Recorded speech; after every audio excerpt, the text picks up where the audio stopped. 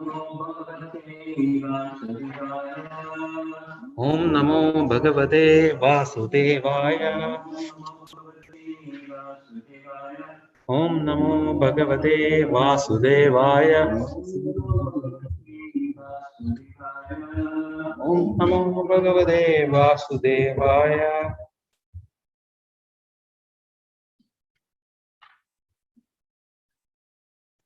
Bhagavatam, Canto 11, Chapter 11, Texts 1 to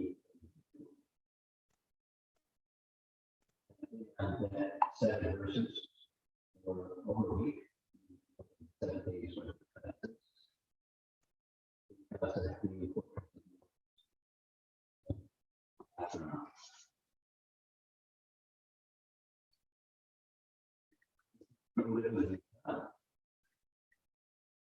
And one way is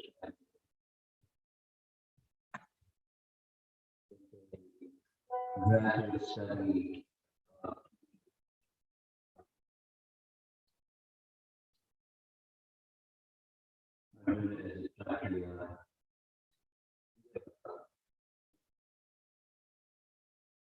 after your family, his capacity to advisory,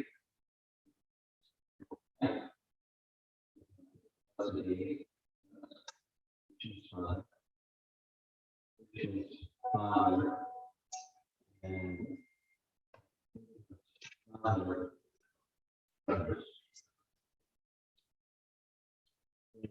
The nature of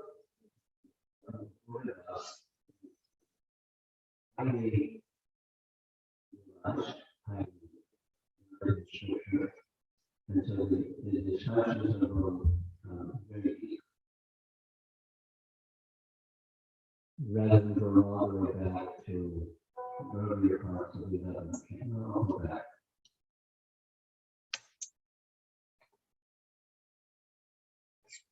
In the 11th canto, chapters 2 or 3, this is the discussion from the Uddhava, the 9 sons of Rishikesh, who became Mahabharata Vaishnavas. There's discussions between them, Uddhava, and Kimini. And they're highly philosophical. Kimini asks important questions, and the 9 Uddhavas give answers one after the next. When that chapter closes, the next chapter finds us in Dwarka. Chapters 3 and 4 were in Dwarka, with Narada Muni visiting the home of Vasudeva. Vasudeva said, "I was so preoccupied with Krishna as my son, I didn't take the time to inquire to me about transcendental knowledge." So it has questions, Narada has many answers, and the emphasis, a lot of the emphasis in this beginning so far, beginning of the 11th canto, was knowledge and detachment. Knowledge, Jnana, Vairagya. And then chapter 6 begins, which shows where Krishna, well, after the visit of Narada to Vasudeva, Vasudeva becomes inspired to have him at his home. So many Brahmanas come, big festivities, distribution of charity to the Brahmanas go to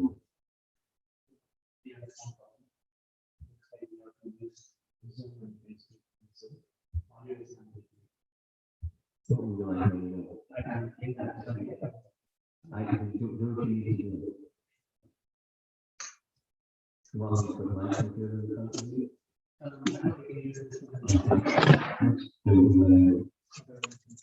Yeah. Could you hold this one? Just want to make sure that you're wired up over there.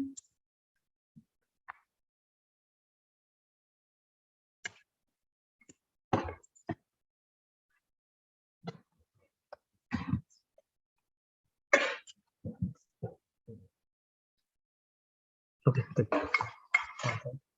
you.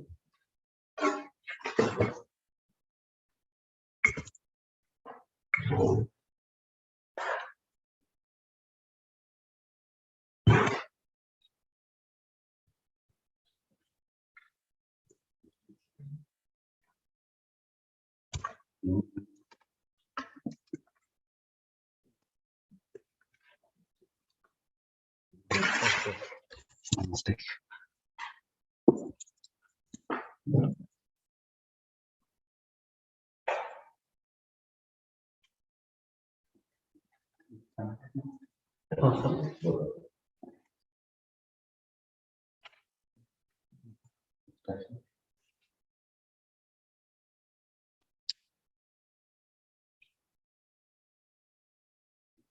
May I begin or resume or whatever? Should I start all over again?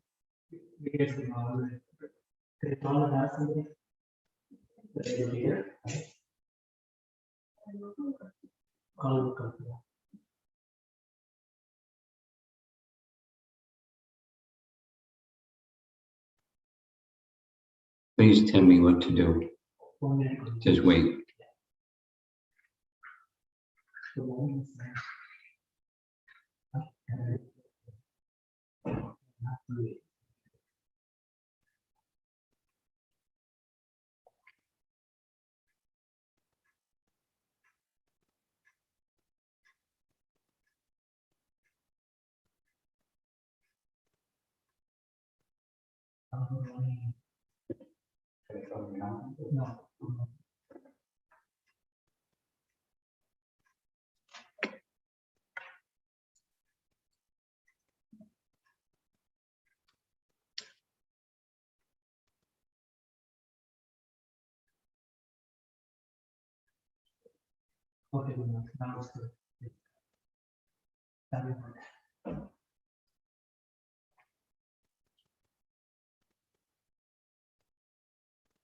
For 7 or 8 classes, I've been discussing Uddhava Gita, and I've gotten as far as chapter 11, verses 29 through 32. And to understand what's the importance of what's here, it's, I think, significant to get a little context.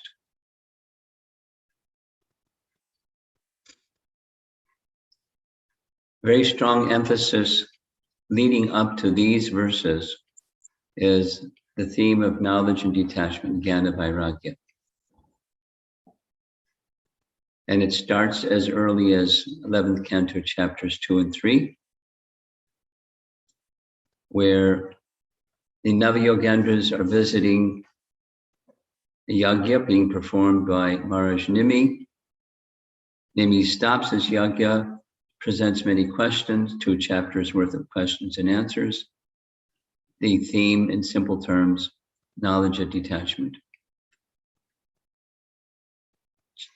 Chapters 4 and 5, same theme, context is different. The context is Narada is in Dwarka visiting the home of Vasudeva. Vasudeva takes the opportunity of Narada's visit to ask about various items of transcendental knowledge, and Narada gives transcendental knowledge to Vasudeva. Again, knowledge and detachment. And chapter 6 opens with Vasudeva deciding, being very inspired by Narada's association, to perform a yagya. And the yagya is attended by many, many brahmanas from all over. And after the yagya, he profusely gives charity and so forth.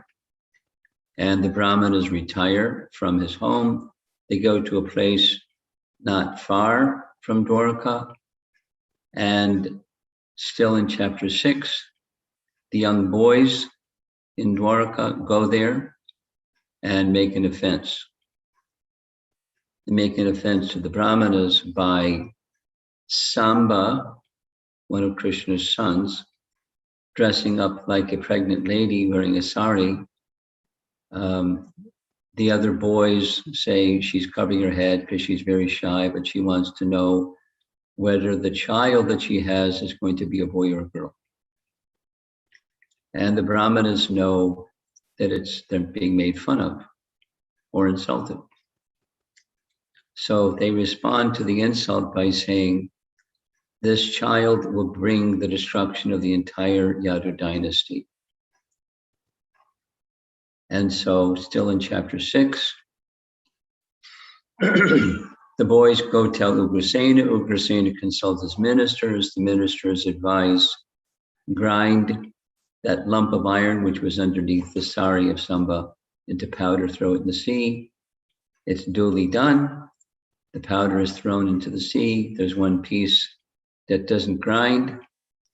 They throw that in the ocean. A fish swallows that lump of iron. A fisherman catches the fish, sells it to a hunter. The hunter opens the fish, finds a lump of iron, decides to make an arrowhead with that iron. He uses that iron to shoot the heel of Krishna.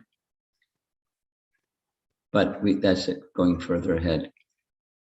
So the curse of the Brahmanas is now known throughout the whole of Dwarka.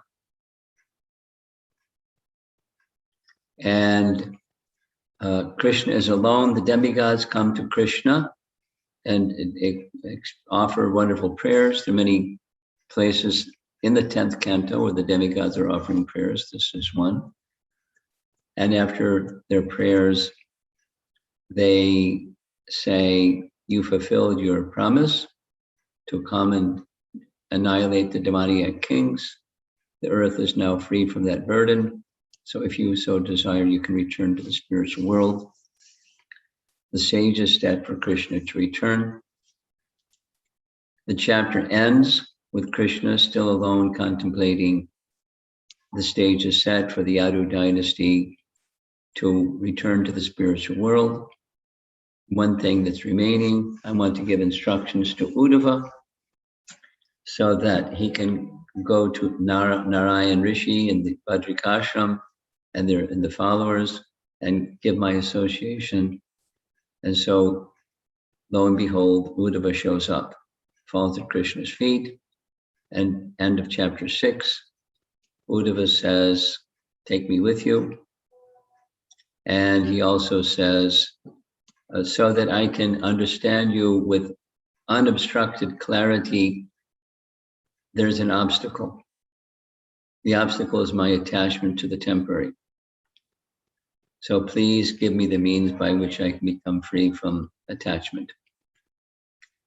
The door is now open. Chapters 7, 8, and 9 is knowledge and detachment again. I mean, it's so strong and so much repeated, the reader would naturally say, all right, I get it. Knowledge of detachment, knowledge of detachment. But the purpose of knowledge and detachment, the purpose of the Vedas, filled with knowledge, is to know Krishna. The purpose of knowledge and detachment is to know Krishna unobstructed, which was Uddhava's question. So there's many details in those 3 chapters. And chapter 10 is Krishna then elaborating essentially how to get there, how to get to that position of knowledge and detachment. And what are some things not to do, what are some things to do. Some detours is going to the heavenly planets and so forth and so on. Chapter 10 ends with Uddhava asking, I have a question. The question is, I've heard that a Nitya Bada can become Nitya Siddha, so how is this? Because Nitya means Nitya. So how can you Nitya anything become Nitya something else? And that opens chapter 11, which is our chapter now.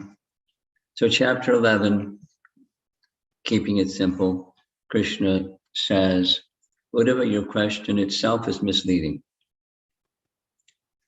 because the soul is pure just like I'm pure. There's no question of me becoming liberated, nor the soul becoming liberated. The soul is pure.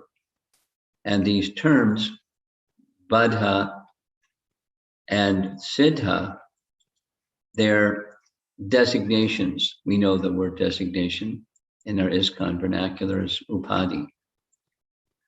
The superimposition of something on something else, and thinking that the superimposition is the something.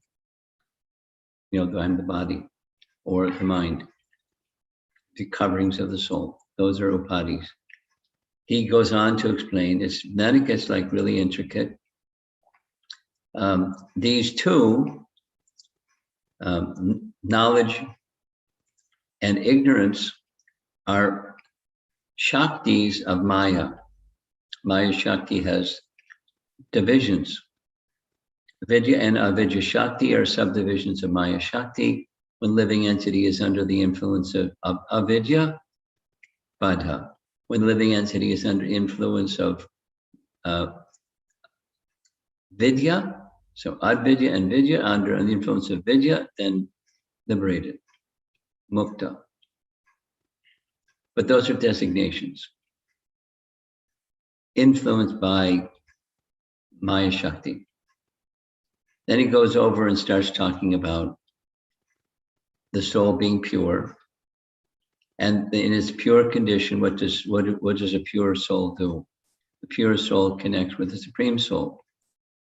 So now we're getting into the fruit of knowledge and detachment is to connect with the Supreme Soul. Not just detachment from the temporary, but attachment to the Supreme Soul. So in the pure state, the soul does that. The soul has a spiritual mind, and the spiritual mind is absorbed in the Supreme Soul. And then he recommends living in this world. So here comes the Bhagavad Gita chapter 3 topic. Living in the world, knowing that you're a pure soul, but still doing things. So then it starts to get into subtle distinctions in the nomenclature of the yoga process.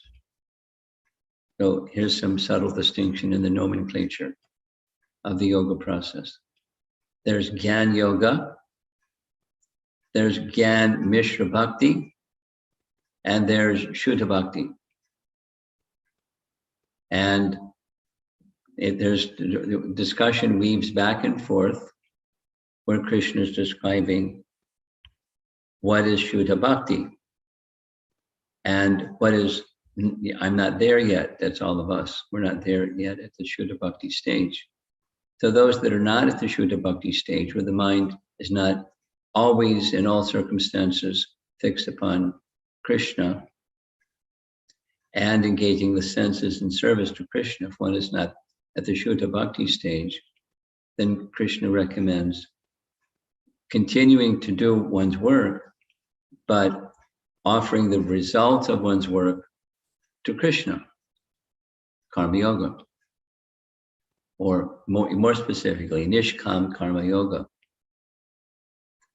And second, hear about me.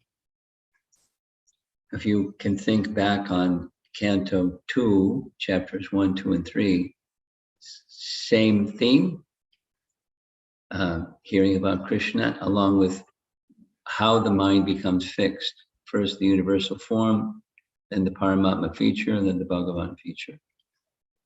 But the mind goes to Krishna, but it's strengthened by a mind that has become freed from the pollution of fruitive intention.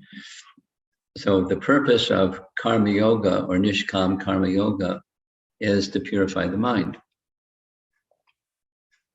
so that the mind can fix upon Krishna without being distracted by fruitive intention while living in the world.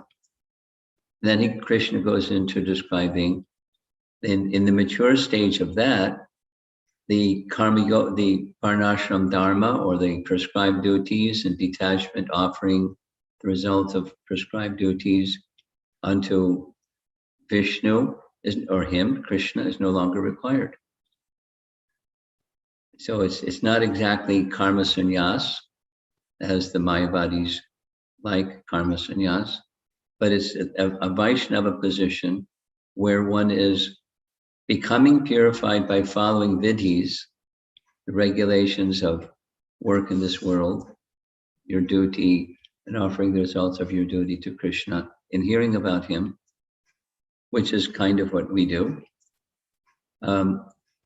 Then to the stage where one is no longer obliged to perform prescribed duties. One does, the example that's given is Ekadasi, today's Ekadasi. So there's everyday or nitya karma or nitya dharma duties that we do always, like take bath and chant a mantra and so forth. And then there's occasional, like Ekadasi or Janmashtami or coming up Radhastami, and there's occasional things. And then there's nityas things. So they're doing those duties for the sake of purification. That's mode of goodness. And when one is in transcendence, one is no longer obliged to do even for goodness, for purification's sake, because going back to the philosophy that Krishna spoke at the beginning of chapter 11, the soul is pure. So when the soul is directly engaged in service to Krishna, those obligations are no longer there. Now we're way up there now. We're in this stage of spontaneous devotional service where regulations are no longer binding. One still does, like Krishna says to Arjuna in Bhagavad Gita, even when you're liberated, you do, because it sets example like King Janaka and others. They're perfected souls, but they do for setting example. And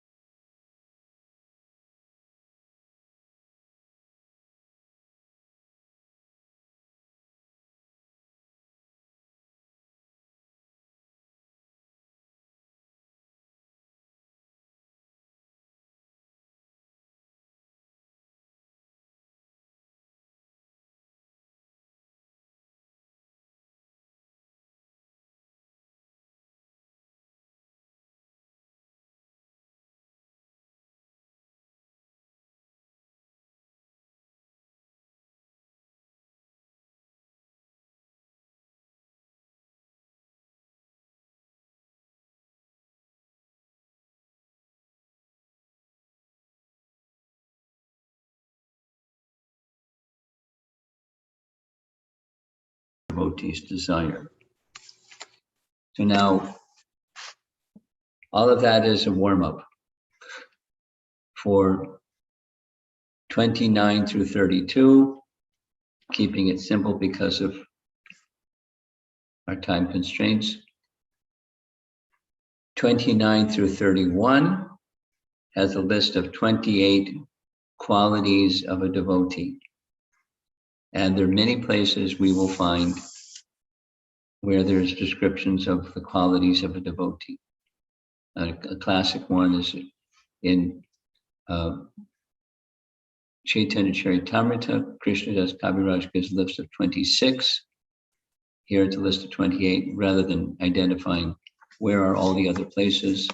There's many other places. And the lists aren't always 28 or 26. They can be fewer numbers, and that's okay.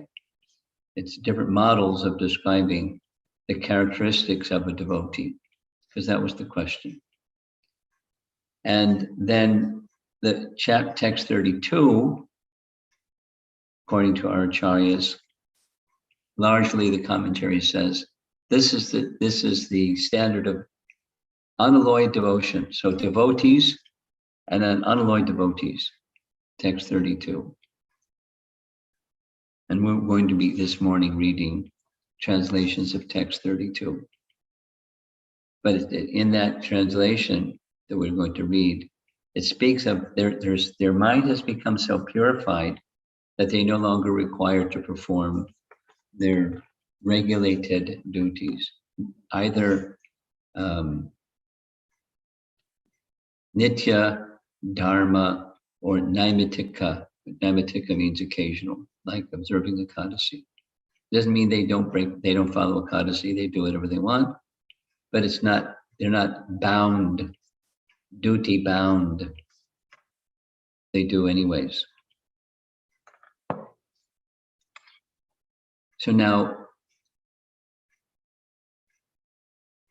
the commentaries directly on these verses are like 8-10 pages. And then there's commentary on other texts that make reference to these verses because of their importance. There's Bhaktivinoda Thakur in his Jaiva Dharma. Bhaktivinoda Thakur is in his Amnaya Sutra, making the same points and making reference to these verses because they're foundational importance. What is the quality of a devotee and what's the standard unalloyed devotion? Now, some commentaries also speak of this as intermediate, and you'll see why.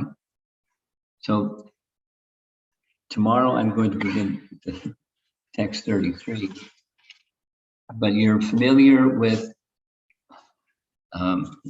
Chaitanya Mahaprabhu's discussion with Ramananda Roy, and that's what we're going to be reading this morning. Something from a text that Prabhupada, it's a transcription of his lectures, a book that's called In Search of the Ultimate Goal of Life, No Clear Idea. That's the title of the book. And the reference is Lord Chaitanya's talks with Ramananda Roy, where Lord Chaitanya asked Ramananda Roy, what's the goal of life and the means to achieve it? That's the question.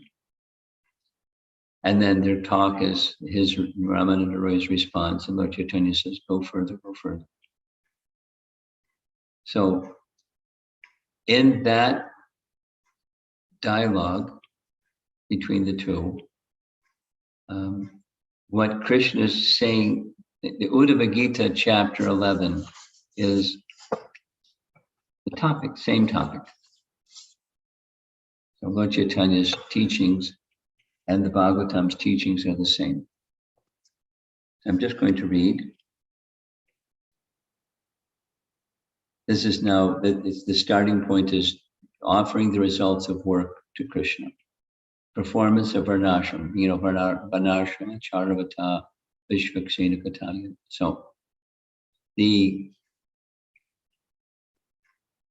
one of the verses recommended by Ramananda Roy is the performance of varnashram duties and rendering the results to Krishna. Same as what Krishna spoke. The grossly materialistic people cannot understand how it is possible to give away the result of one's own work. It is impossible for grossly materialistic people to part with their earnings that are made by their personal effort. Such gross materialists can simply get information from the suggestion that they have to give away the result of their personal labor to the personality of Godhead. But because they do not have a clear idea of the personality of Godhead or the process of giving the result of their earnings to the personality of Godhead, it's very difficult for them to practice this conception. True. Paragraph. When Lord Chaitanya rejected Ramananda Roy's second suggestion of directly offering the fruits of one's actions to God rather than indirectly through the Varnashram system, Ramananda then made a third suggestion. He proposed that ordinary people who are fully engaged in the act of earning and enjoying improve their life by giving up the process of continuing to live in the material world while offering the fruits of their labor to God. On the basis of this improved idea, Ramananda Roy quoted a sloka from Srimad Bhagavatam 11:11:32. Hey, that's this morning's verse. In this sloka, the personality Godhead says, quote, occupational duties are described in religious scriptures. If one analyzes them, one can fully understand their qualities and faults and then give them up completely to render service unto me. Such a person is accepted as a saint of the highest order. Paragraph. This conception is based on the fact that ultimately the acceptance of devotional service of Godhead is the highest aim of religious perfection. By performing religious duties, if we can reach pure devotion, we may be considered first-class sadhus or saints. That was a quick summary. And here's an expanded one, saying this exchange between Lord Chaitanya and Ramananda Roy from Teachings of Lord Chaitanya, chapter 28. Lord Chaitanya rejected the statement cited by Ramananda Roy from Vishnu Purana because the Lord wished to reject a class of philosophers known as Mimamsakas.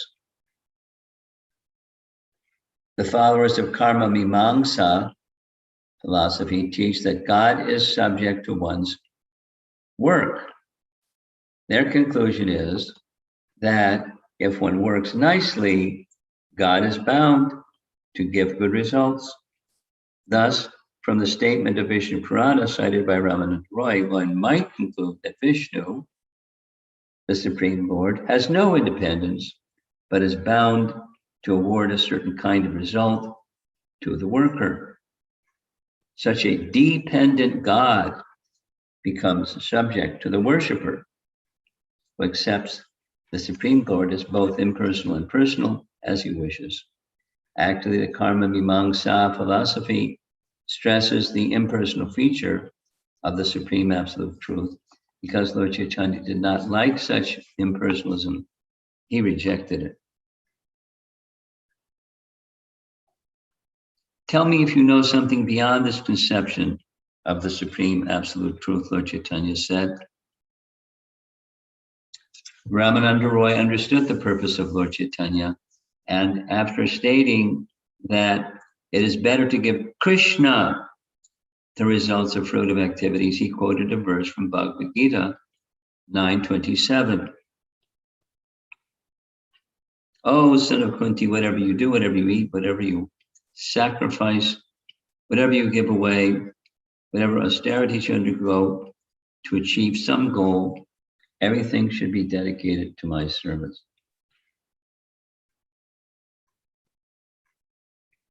There's a similar passage in Srimad Bhagavatam 11:2-36. Again, knowledge and detachment. Navyogendras to King Nimi, which states that one should submit everything, all the results of the fruitive activities one performs with body, speech, mind, senses, intelligence, soul, and modes of nature to the Supreme Personality of Godhead, Narayana. Lord Chaitanya, however, also rejected this second statement, saying, if you know something higher, state it. Offering everything to the Supreme Personality of Godhead as enjoined by the Bhagavad Gita and Srimad Bhagavatam is better than impersonally making the Supreme Lord subject to our work. But it is still short of surrendering to the Supreme Lord. A worker's identification with material existence cannot be changed without proper guidance. Such fruitive activity will continue one's material existence. A worker is simply instructed here to offer the results of his work to the Supreme Lord, but there's no information given to enable one to get out of material entanglement. Therefore, Lord Chaitanya rejected this proposal.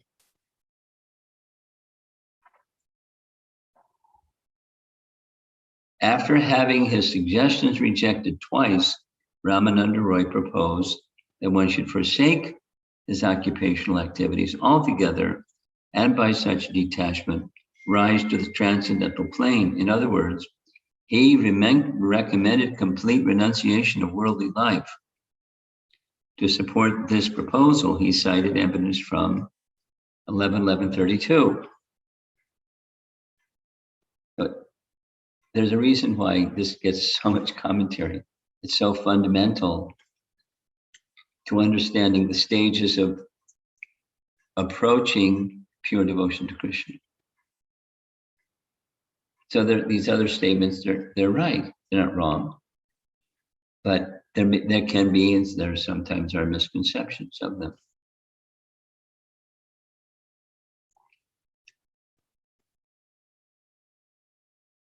So he gives the translation for the verse.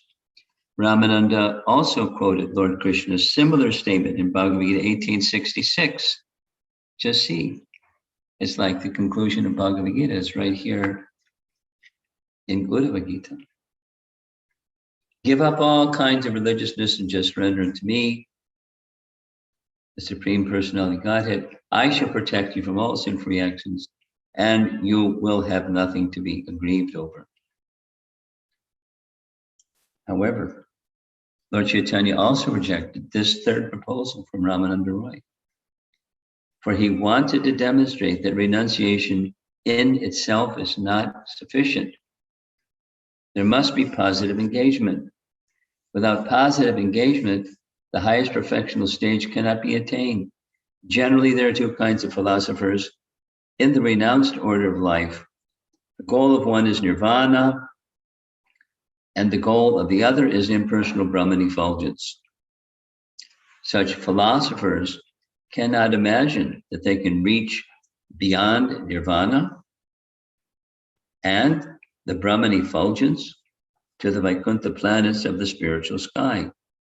Because in simple renunciation, there's no conception of spiritual planets and spiritual activities.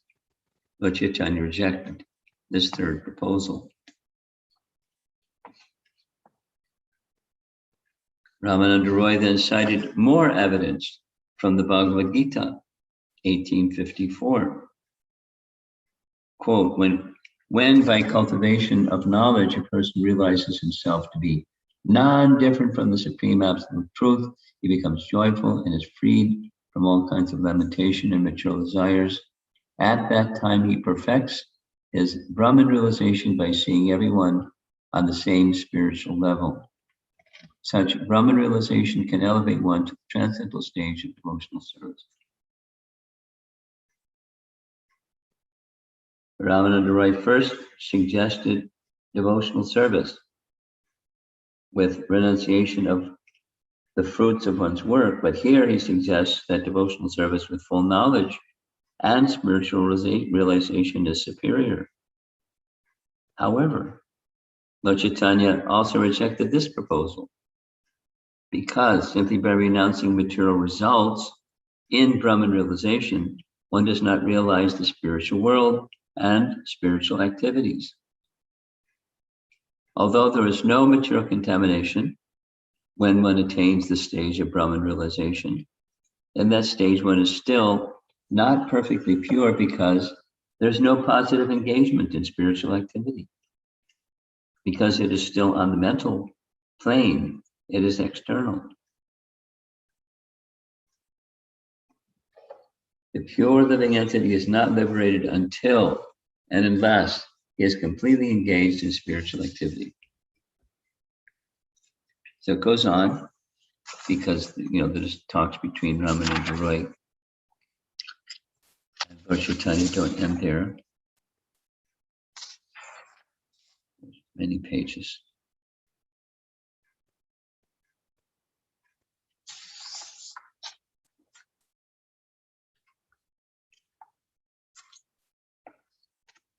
So just backing up a little review.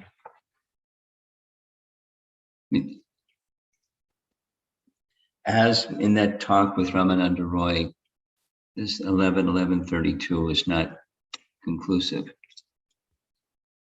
Therefore, some of the acharyas say it's in this intermediate range, although others speak of it as pure devotion. Anyavilashita shunyam jnana karma janavratam. But then pleasing Krishna is the purpose. But it's not explicitly stated, and therefore he says, go further. But going backwards now a little bit, just to cover this ground.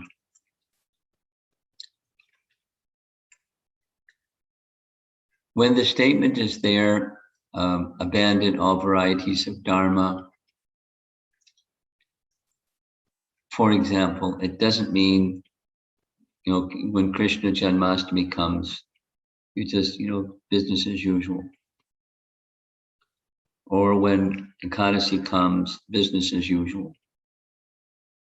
It doesn't mean you neglect those occasional and daily, because I'm now on the spiritual platform. I don't need to follow anything. If I'm not mistaken, somewhere here in Texas, there's a person that imitated Prabhupada and formed a temple where they teach Raga Yoga Bhakti. You know the place? Okay, there is such a place. So one of our Trinidadian devotees went there once, kind of innocently, and sat and heard the Swamini give her talk about Raga Yoga Bhakti. And at the end, he raised his hand and said, is it important that you follow the principles of not eating meat? Because the talk was, you don't need to follow regulations. So, it was his purpose was to trip her up, and it worked because she got flustered. So it doesn't mean we don't follow regular principles. We don't follow standards. We follow standards. The person's on the topmost platform. They follow standards. But they're not obliged to follow standards. And if it appears that they don't follow those standards, there's no transgression. There's no sin incurred. I mean, the commentary that I've been reading for the past number of days says all of that. Very profound. Very, so we follow things, but we don't follow it. We're following because our mind is not pure, and therefore will help our minds become pure. Yet there's a higher purpose than just purification, because that's a mode of goodness principle. And we need to become elevated to the mode of goodness so that we can become more elevated to transcendence, where there's no modes anymore. So we follow and we offer everything to Krishna. But the mood, so reading this section to understand what it's saying so that one can say something more and say something more and say something more. What's that something more than what's being said? Everything is meant for Krishna's service. That's the definition that we have from Rupa Goswami. So what's more than the definition of Rupa Goswami? Sounds like this, that's it.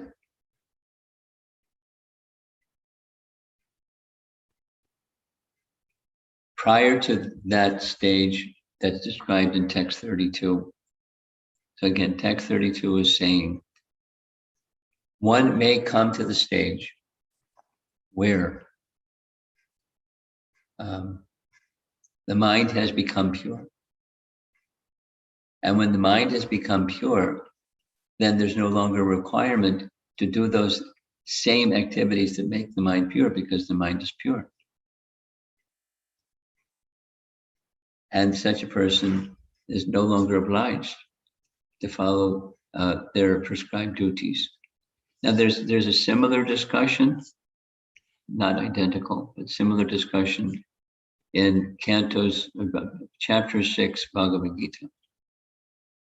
Some of you like to study Prabhupada's books. So in chapter 6 of Bhagavad Gita is the Ashtanga yoga system or Dhyan yoga.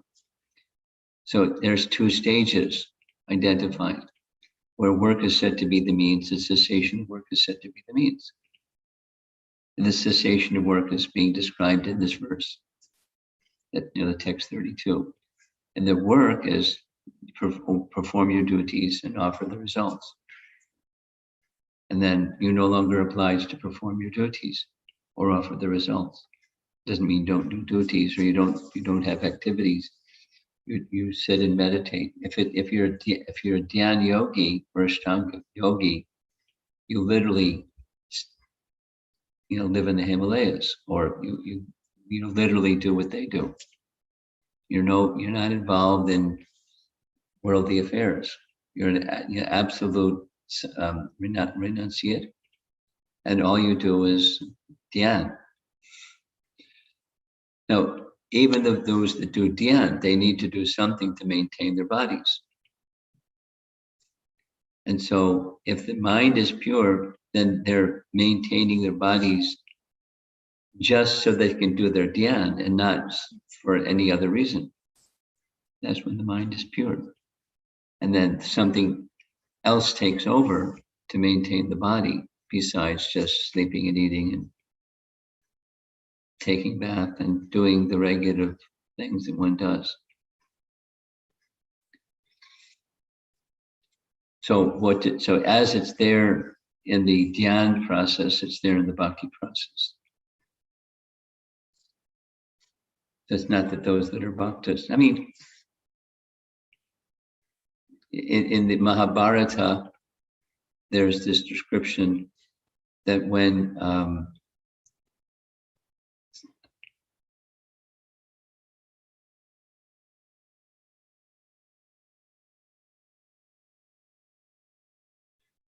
forgetting his name.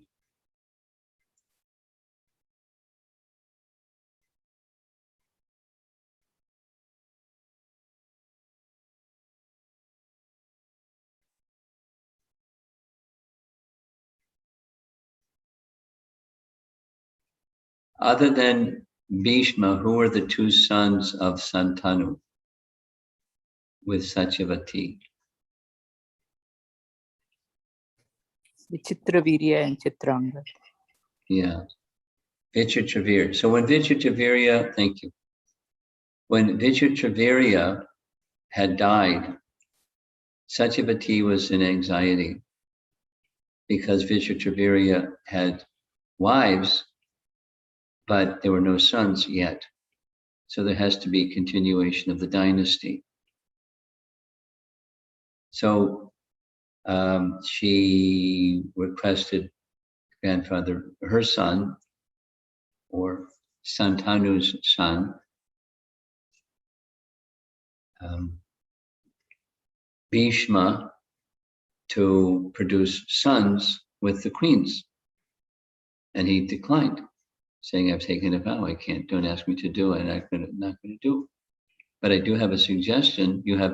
There's another son of yours. That's Vyas. So call Vyas. And he already said, if you just need me, just call me.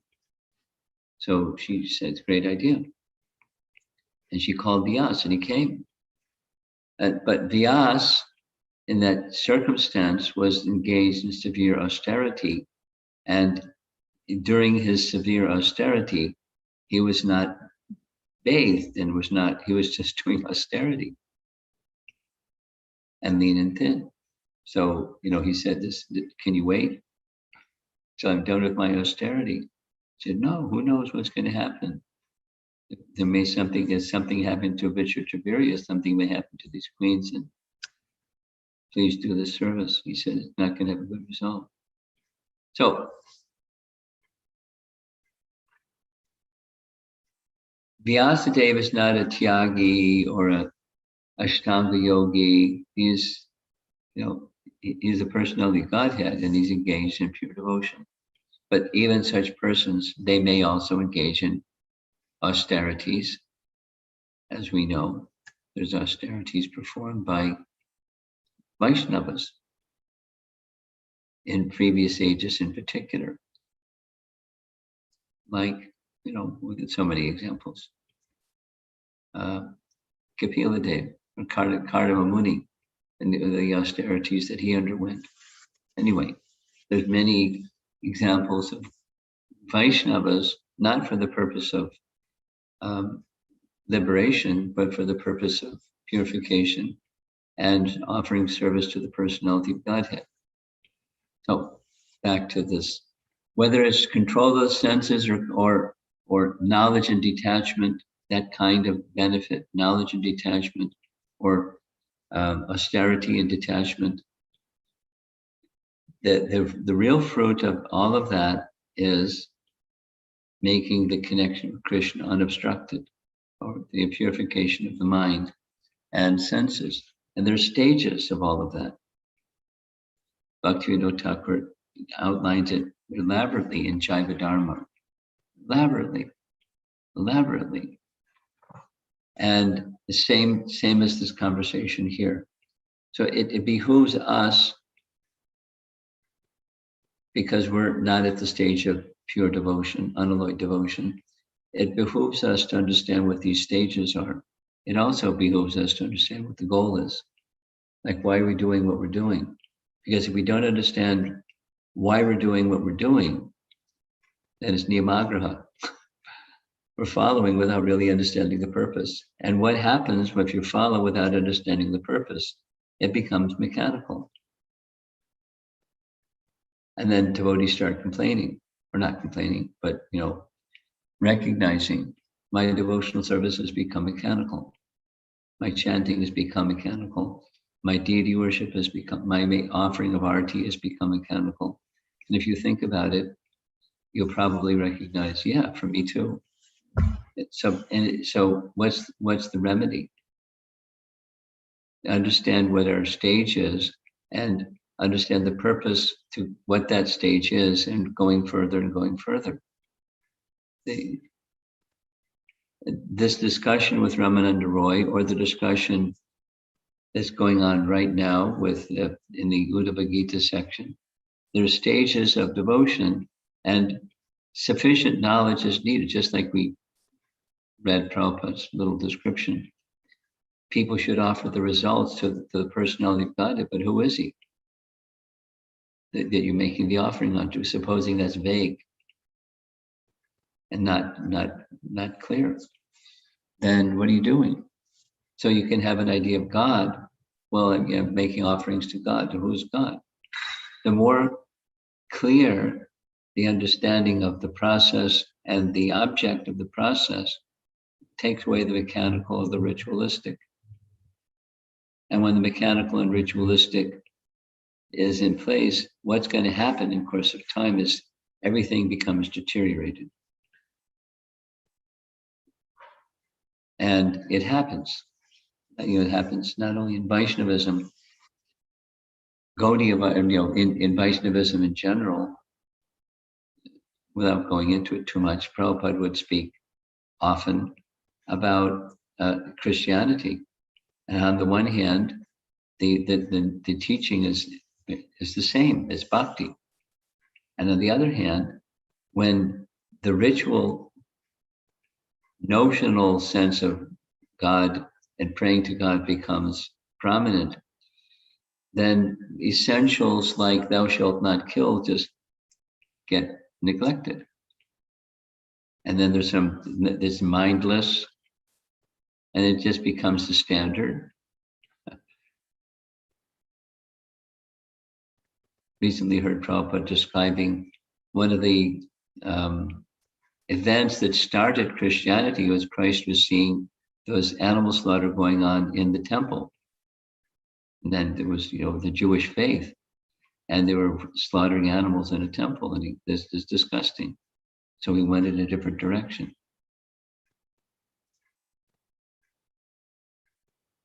And so without rather going too far with that, the principle is so that our personal devotional service doesn't become mechanical, chanting and worshiping and praying and thising and thating. There's a higher purpose.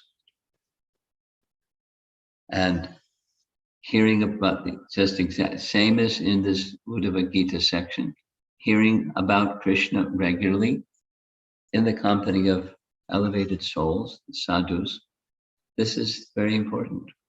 It's very important. It's regulative for us, but it's very important so that the purification of the mind can take place, and the working in the world in a spirit of detachment and offering the results to Krishna is very important to go to higher stages. So then we're hearing the higher stages, you're no longer obliged. Anyway, so in Uddhava Gita, Krishna is going to take that further. If you want, you can go back and read this really clear presentation and teachings of Lord Chaitanya, where the talk with Ramananda Roy has gone into where Lord Chaitanya is saying, that's very nice, but go further. Or it's external. What's external about that? What's beyond? What's missing? What's the piece that's missing? It's an important discussion for us.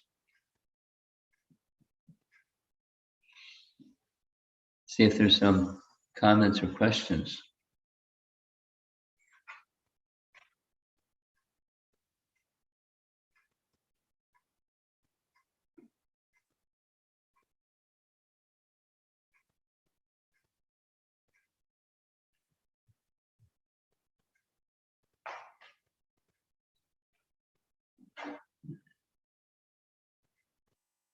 No questions so far, but I can ask you a question. So the surrender is a very important quality in the sadhana bhakti stage. But we also see the pure devotees also surrender to the Lord, because how does surrender manifest in the prema stage? Because surrender has the aspect of recognizing Krishna as the Supreme Lord. But in the prema bhakti stage, the pure love of God is fully manifest. But how do pure devotees surrender? How does a pure devotee surrender? Yeah. Because in the sadhana stage, we have to recognize It's spontaneous. I'm not sure what you're asking, but there's the effort, and then there's no effort. For example, in sadhana stage, there has to be some aishwarya to surrender to the Lord, because you see Lord as the Supreme Lord. Krishna, the Supreme Lord, is all powerful, is all pervasive. So that knowledge is there in the sadhana stage.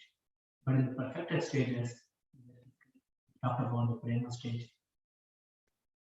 How does the surrender manifest without Spontaneous. And there's different realms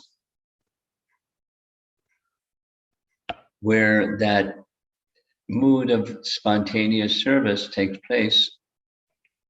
And for example, Hanuman. He knows that Ramachandra, his love is pure.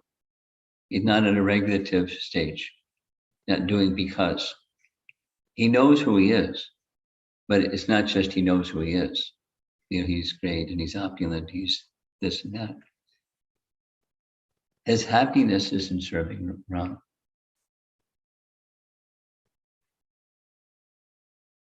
And then that's Ayodhya, an emblem of service. And then you go further and further. They're let's say that's in Dwarka or just outside Dwarka.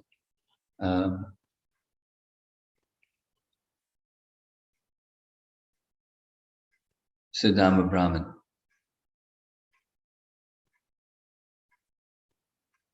He wasn't austere because it was a regulative thing. He liked austerity.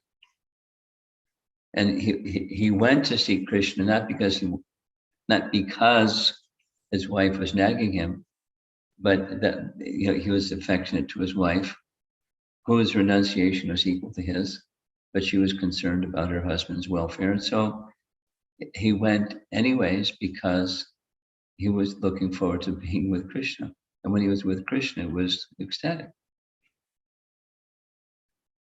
Anyway, what's the inspiration is not because he's the Supreme Lord, it's just because of that quality of their love.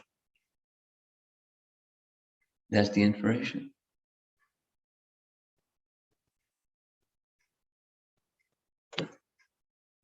Or, anyone.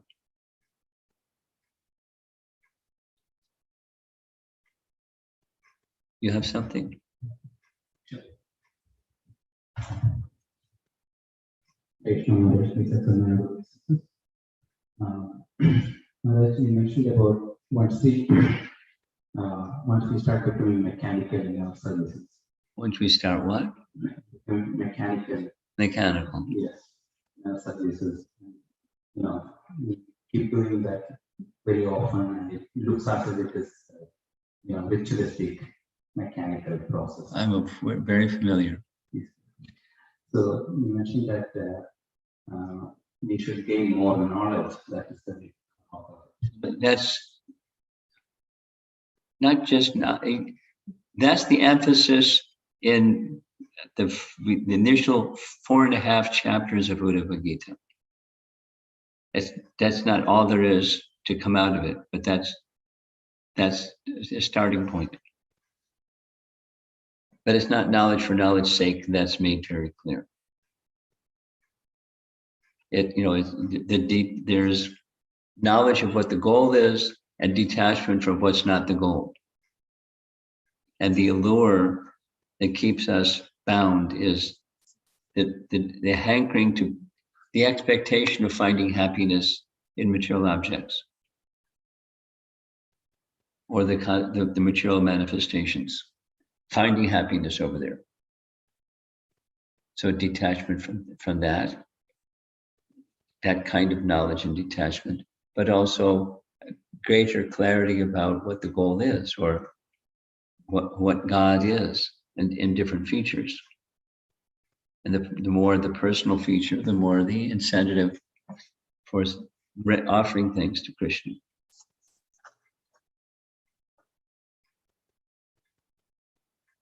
That's the knowledge part, but then there's other things and there's other things besides just knowledge as impetus to get beyond mechanical service. There's the heart platform and the mind platform.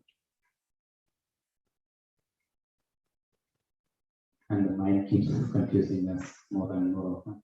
And the mind what? Mind keeps confusing us more and more often. Well, it's very, very familiar territory for a conditioned soul. We've been at it for a long time.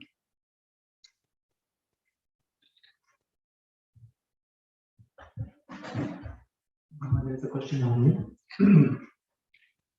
When we say offering results to Supreme Lord, how can we understand it in practical terms? How do we identify if we are offering our results or not? Most people have money. So how do you use it? How do you gather it, acquire it, and how do you use it? So, we're sitting in somebody's home and there's a table with chairs and there's a kitchen and there's a this and there's a that. So how does one see those things? And to furnish the home or for your computer or microphone, what's the consciousness? How does one see objects that are acquired through the fruits of one's work? And how do we engage with those objects? And so it's you get your paycheck. Now you're going to spend it. So there are things that you have to do by obligation, by law. You have to pay your mortgage or your apartment rent or whatever it is. And what's the consciousness behind it? So those fruits of your work. So how are you seeing what you're doing as you're spending your paycheck or earning your paycheck or developing the skill to enhance your career further? How are you seeing all of that? Is it that the fruit is meant for the pleasure of Krishna or otherwise? And the answer to that question is the answer to your question, or the person who's asking. Those are practical.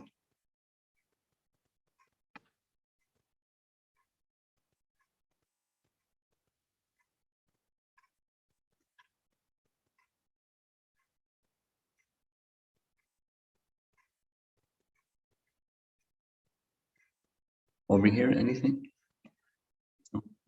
Okay.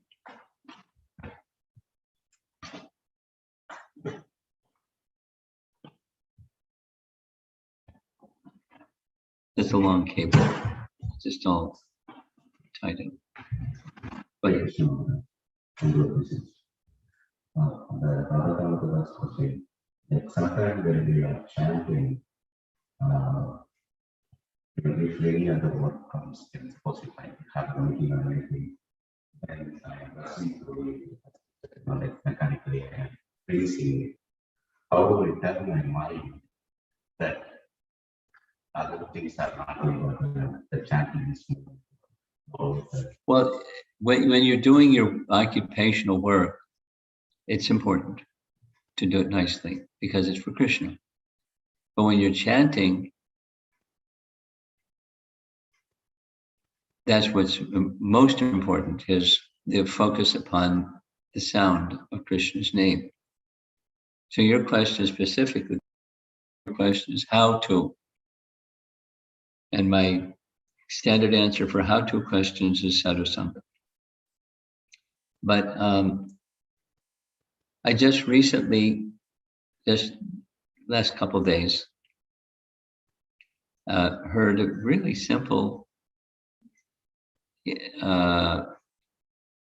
GBC SPT interview with our chairman of the GBC, Bhakti Chaitanya Swami, on 3 laws of japa.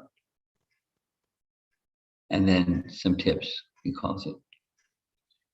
Really simple. And he's conducting classes. He's the chairman of the GBC, and every day for months, twice a day, at 5:30 in the morning, Durban, South Africa time, for an hour and a half, and in the afternoon for 1 hour, 4:30. As busy as he is, he considers it so important that he's conducting classes every day, twice a day, on weekdays for these topics. So it's really easy to find it. gbcspt.com or GBC Strategic Planning, Bhakti Chaitanya Swami, 4 laws, and you'll get the link. It's in a Facebook link. And if the three laws are be attentive, 2, be attentive, 3, somehow be attentive. And then some tips are how to help you be attentive. You know, how you say the mantra, and you'll listen. But the how-to is because when there's sadhu sangha, you receive from sadhus the sadhu message, and it goes in. That's sadhu sangha, and then you do. It's nothing new. Be attentive, and that can be expanded upon philosophically in writings and teachings and so on. But the instruction is very simple. You do because that's what you're to do. And even when the mind is distracted, you bring it back to that's what you're to do. It's very simple. Is recording or the interview. I encourage everyone to read or to hear. It's short, 40 minutes, which includes the preamble of introduction and so forth. Very crisp, very much to the point. It's how we do is by the effort to do so, and the effort to do so is guided by powerful instructions from powerful sadhus, and we follow because we heard. And what happens after time is the mind starts to drift again, so go back and hear again. But the principle doesn't change. And so by abhyasa yoga yoktena cetasa nanyagamino, by constant practice, one can come to the stage, and it's explained there, you practice properly, it just becomes second nature. Instead of distraction being second nature, being attentive becomes second nature, but you have to practice. Okay. 3 questions from the same person.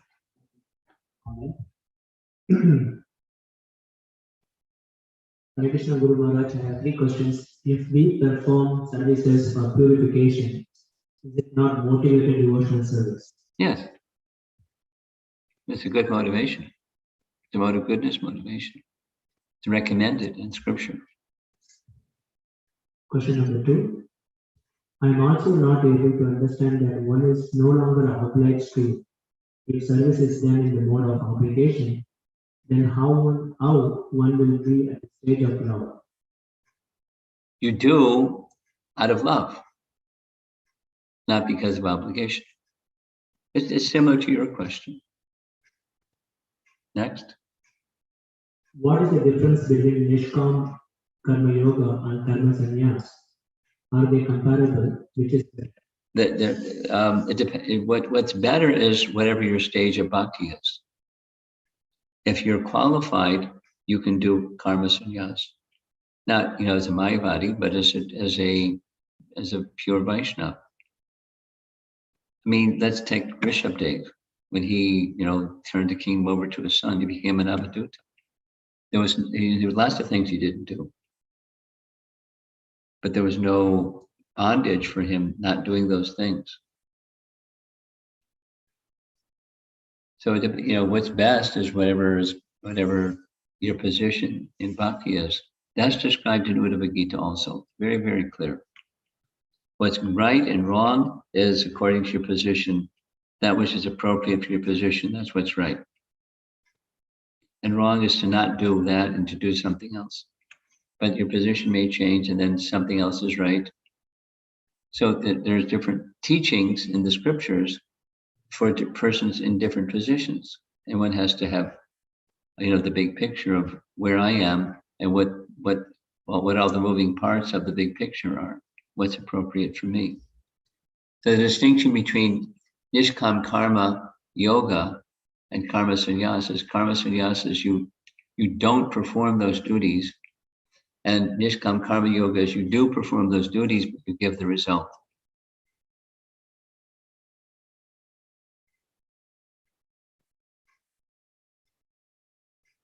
That's all the comment. Thank you so much, Guru Maharaj.